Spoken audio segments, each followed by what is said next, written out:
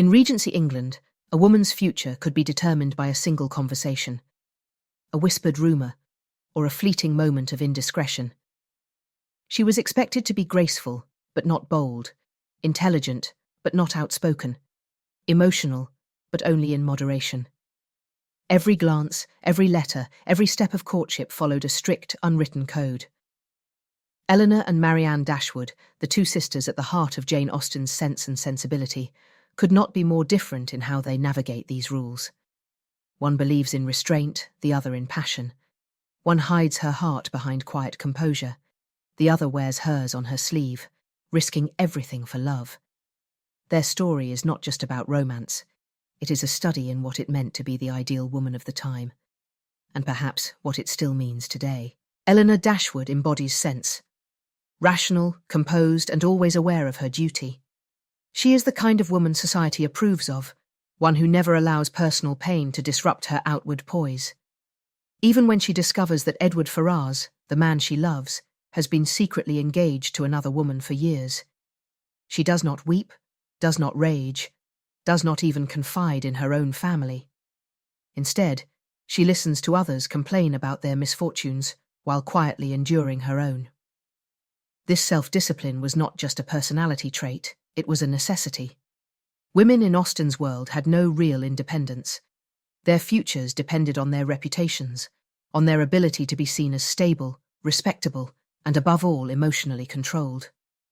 A woman who displayed too much feeling risked social ruin, and Marianne, on the other hand, does not believe in moderation. She is the embodiment of sensibility, passionate, impulsive, and unwilling to hide her emotions. When she falls in love with the charming John Willoughby, she does so completely, speaking openly of her affection and disregarding the caution expected of a young woman. But love, in the world of sense and sensibility, is rarely just about emotion. Reputation matters just as much as feeling, and Marianne's public displays of devotion lead to heartbreak and humiliation when Willoughby abandons her. For a Regency woman, unchecked emotion was a risk. A single misstep could mean being whispered about in drawing rooms, excluded from society, and ultimately left without security or prospects. Marianne's suffering is not just personal, it is social. She has made herself vulnerable in a world that does not forgive women for being too open, too trusting, too expressive. Beyond their personalities, both Elinor and Marianne must navigate the rigid social codes of their time. A woman's behaviour was carefully scrutinised, and every interaction was subject to unspoken rules. A lady could not write to a man unless they were engaged. Calling a gentleman by his first name was an intimacy reserved for marriage or close family. A refusal to dance meant sitting out the entire set. Turning down one partner but accepting another was an insult. Courtship was never just about love. It was a calculated game, one where mistakes had real consequences. Marianne, who ignores these rules, suffers deeply. Elinor, who abides by them, ultimately prevails.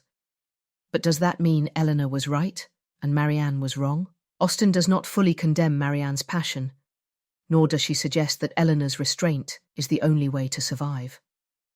By the end of the novel, both sisters change. Marianne learns the value of self-control, while Elinor finally allows herself to express emotion. The message is clear. To be a true heroine, one must have both sense and sensibility. To feel deeply, but not be ruled by feeling. To love, but not lose oneself in love. Even today, the question remains. Is it better to guard your heart or to risk everything for the thrill of feeling? Perhaps, as Austen suggests, the answer lies somewhere in between.